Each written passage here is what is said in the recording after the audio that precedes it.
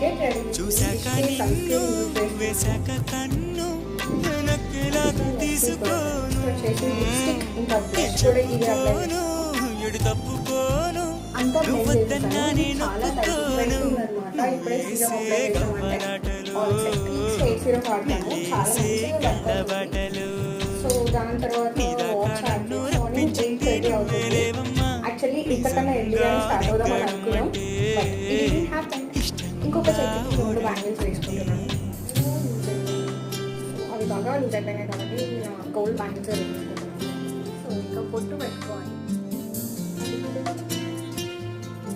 Kajal add చేయడం కొంచెం లాస్ట్లో మాత్రమే కాజల్ యాడ్ చేస్తాను.